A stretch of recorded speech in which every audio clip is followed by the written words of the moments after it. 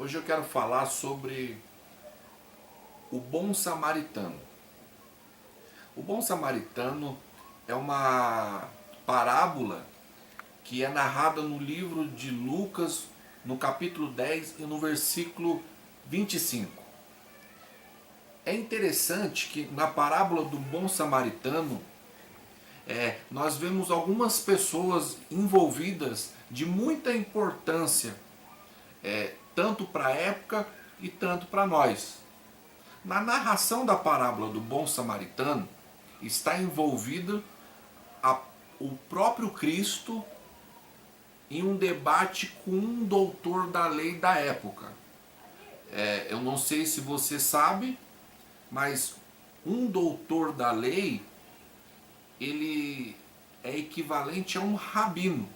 O que é um rabino? É uma pessoa que ela tem a função de ensinar os ensinamentos, ou que ela tinha a função de ensinar os mandamentos de Moisés ao povo da época. Então ele era uma pessoa que ele entendia da lei, ele entendia dos mandamentos, toda a regra de fé que o povo judeu de Israel precisava fazer. O doutor da lei, ele tinha essa consciência. Nós vemos na parábola do bom samaritano também que existe um homem, a Bíblia não fala se ele era judeu ou não, mas um homem que ele é espancado à beira do caminho e largado lá por um grupo de salteadores. Por coincidência, ele é espancado no caminho que ia de Jerusalém até Jericó, ou de Jericó até Jerusalém. O que tinha em Jerusalém? Em Jerusalém estava o templo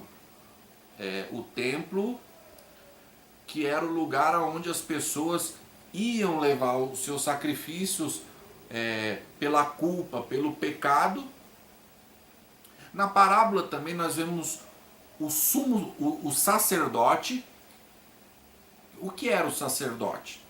O sacerdote, ele era uma das pessoas dentro do templo que era responsável pela ministração no templo. Outra pessoa que a gente vê na parábola do bom samaritano é o levita. O levita, ele era um tipo de obreiro dentro do templo. O levita naquela época, ele tinha a função de arrumar o templo, de limpar o templo e cuidar de toda a preparação para o sacerdote chegar e ministrar dentro do templo.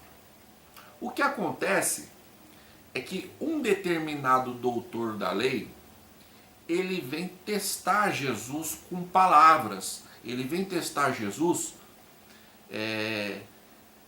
porque Jesus, apesar de a gente não ver nenhum currículo de Jesus nas Escrituras, nós entendemos que Jesus, ele era alguém que conhecia muito bem as Escrituras. Não é à toa que ele era chamado de mestre pelos judeus. E para uma pessoa ela ser chamada de mestre, inclusive pelo doutor da lei, ele tinha algum conhecimento acadêmico. Se você pegar, você vai ver nas Escrituras que aos 12 anos de idade, Jesus, ele já se assentava entre os doutores da lei, ele dialogava com os doutores da lei, e os doutores da lei ficavam impressionados de ouvir Jesus falar. Então, aquele doutor da lei, ele chega até Jesus e fala: mestre, o que eu preciso fazer para herdar a vida eterna? Então Jesus olha para ele e fala assim: o que está escrito na lei? Como é que você lê a lei? Então aquele doutor da lei, ele chega até Jesus e diz assim: amará a Deus de todo o seu coração e o próximo como a ti mesmo. Quando ele fala assim, amarás o próximo a ti mesmo, Jesus ele não faz nenhuma, não diz que ele está errado, não, pelo contrário. Jesus diz assim: dissestes bem, faz isso e viverás. Acontece que, apesar daquele doutor da lei entender da lei, entender de tudo que envolvia os rituais da lei, aquele doutor da lei, ele não estava vivendo aquilo. Por isso que logo em seguida ele faz uma pergunta para Jesus assim: mestre, quem é o meu próximo? Então Jesus pega e conta essa parábola para ele. Na parábola, Jesus conta que ia descendo um homem de Jerusalém a Jericó. Como eu disse que o templo estava em Jerusalém, podia até ser que aquele homem estava descendo do templo. Para você entender o que era essa estrada que ia de Jerusalém até Jericó, era um percurso de mais ou menos 34 quilômetros de distância, de Jerusalém, de Jericó até Jerusalém.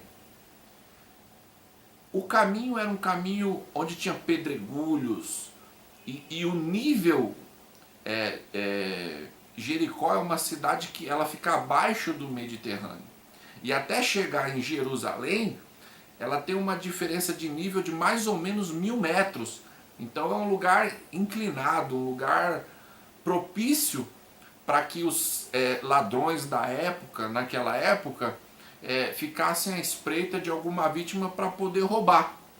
Então na parábola de Jesus, Jesus conta que vinha descendo esse homem, vem um grupo, uns salteadores, ou um grupo de salteadores, pega aquele homem, despe, tira a roupa daquele homem, bate naquele homem e abandona aquele homem, parecendo morto no caminho, né? Todo ensanguentado lá. Interessante que aquele homem, ele está largado à beira do caminho, né? À beira da estrada, e vem descendo justamente de Jerusalém para Jericó um sacerdote. O sacerdote, só para você entender a dimensão do trabalho do sacerdote dentro do templo, era tão grande que a vestimenta sacerdotal, ela simbolizava a glória de Deus. Na veste sacerdotal, existia uma placa na veste sacerdotal que estava escrito assim: santidade ao Senhor. As vestes sacerdotal era feito de linho fino e ouro. No peitoral do juízo, aqui, tinham 12 pedras, uma simbolizando cada tribo de Israel, ou cada descendente de Jacó, dos descendentes de Jacó. Era um homem comprometido com o templo. Só que tinha um problema no sacerdote ele parar para atender aquele homem que estava caído, ensanguentado à beira do caminho. Porque segundo a tradição, quando uma pessoa ele toca em alguém que tem sangue, ele se torna imundo até o final do dia. E quando alguém se torna imundo até o final do dia, ele ia precisar se despir, né, de toda aquela roupa sacerdotal e tomar banho. Então ele ia se tornar imundo para poder tocar naquele homem. E ele não quis fazer isso. O interessante é que Cristo, ele despe da glória dele, né, e vem aqui na terra, faz um pouco menor do que os anjos, se transforma em homem. Mas isso é um outro assunto. Então aquele sacerdote que tinha função no templo, que era um religioso, que era um ministro ali no templo, ele não quis se comprometer cerimonialmente. Ele preferiu ver aquele homem morrer ensanguentado ali na beira do caminho do que ele se despir do seu pedestal e atender um ser humano necessitado. O que ele faz? Diz em Lucas 10, 25, que ele pega e passa de largo. Logo atrás vem um levita. Eu entendo que a ministração no templo devia ter acabado naquele momento, porque desce o sacerdote, atrás vem o levita, o obreiro do templo desce. O que o levita, o obreiro do templo, que tem a função de fazer o serviço no templo, ele faz naquele momento? Ele olha para aquele homem caído, ensanguentado, meio morto ali na beira do caminho, e ele vai ajudar? Não. Ele pega e segue o caminho do líder sacerdote. Eu não vou me comprometer com o meu serviço no templo para parar e atender esse homem. E ele vai embora, e aquele homem precisando de um socorro ali. Então Jesus diz que logo na sequência vem um samaritano. Quem era o samaritano? O samaritano não podia nem entrar dentro do templo. O samaritano não podia, os judeus nem dirigir a palavra a um samaritano. Se você pegar aquela passagem onde Jesus ele se assenta na beira de uma fonte de água, ele brinca com uma mulher que chega perto dele, e a mulher chega perto dele, ele fala: ô mulher, me dá água para mim beber.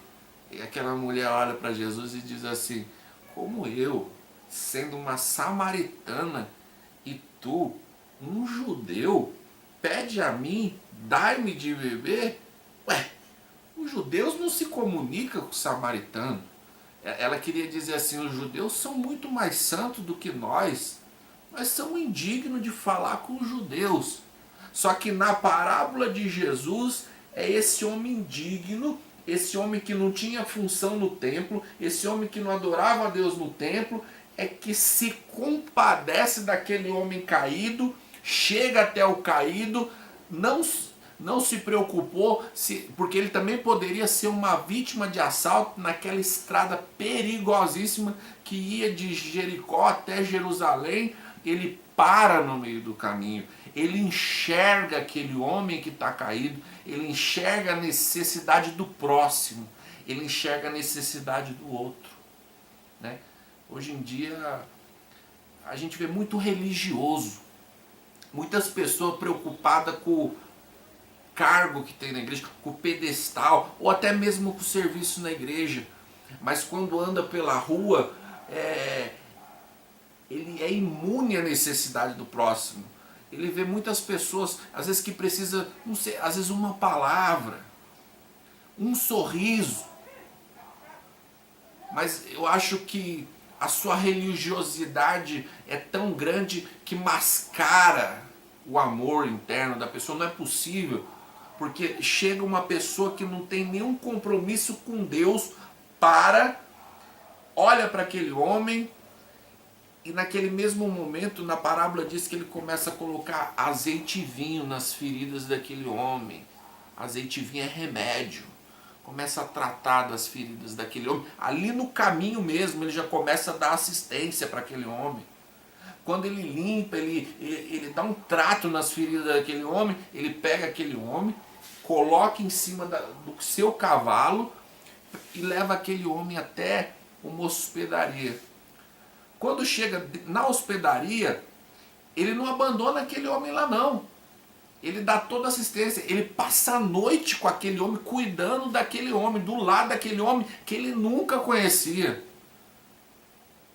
Dizem que os cristãos, os líderes religiosos, são as pessoas que deveriam dar o exemplo. Talvez você que está me ouvindo aí do outro lado, você tenha ido na igreja todos os final de semana, todo dia, ou você até mesmo é um líder religioso. Será que você não tem tido a mesma atitude daquele sumo sacerdote que servia no templo, que ministrava no templo, ou daquele levita? E quando realmente você se depara com uma situação que não é do seu interesse, mas que é do interesse de Deus, como é que você tem agido? Não, mas meu compromisso com o templo é tão grande, eu não posso parar. Pare e reflita nisso. Quando chega na hospedaria, o que aquele homem faz? No outro dia, ele paga as despesas daquele homem e vai embora. Mas quando ele vai embora, perceba você que aquele homem tinha sido roubado. Aquele homem está sem dinheiro. E ele precisava ficar em repouso por um tempo. Aquele homem samaritano, sabe o que ele faz? Ele fala assim, olha, trata esse homem bem que está aí. E tudo que ele gastar, quando eu voltar, eu pago a despesa dele. Quando Jesus acaba de contar essa história, ele olha para o doutor da lei e fala assim, qual foi o próximo daquele homem?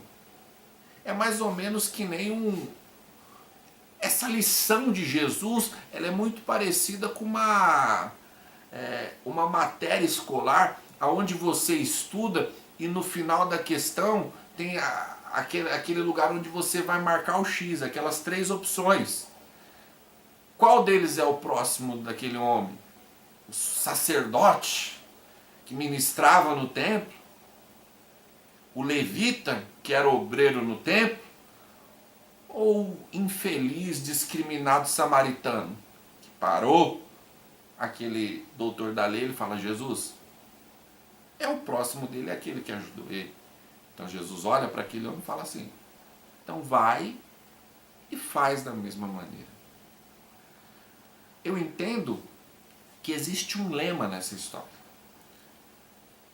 O lema do sacerdote, o lema do levita e o lema do bom samaritano. O lema do sacerdote